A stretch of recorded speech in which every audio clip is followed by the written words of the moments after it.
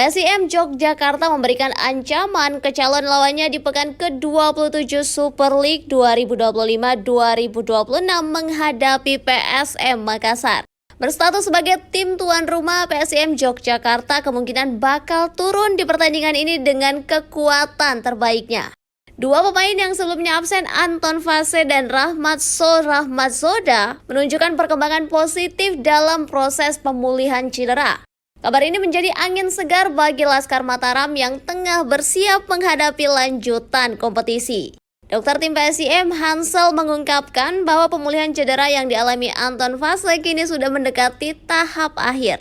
Sementara itu, untuk gelandang asal Tajikistan Rahmat Zoda bermasalah pada paha kiri usai melakoni laga persahabatan melawan PSBS Biak pada 27 Maret lalu. Perjuangan PSM Makassar untuk terbebas dari jeratan zona degradasi masih terus berlanjut sampai pekan ke-27 Super League 2026. Di pekan itu, PSM Makassar akan menghadapi situasi sulit saat menjalani laga tandang menghadapi tuan rumah PSIM Yogyakarta. Bagi PSM Makassar, pertandingan ini tentunya menjadi laga sulit yang harus mereka hadapi dalam perjuangan menjauh dari zona merah. Sementara Nermin Halciata dan kawan-kawan butuh tambahan poin untuk bisa bersaing di papan atas.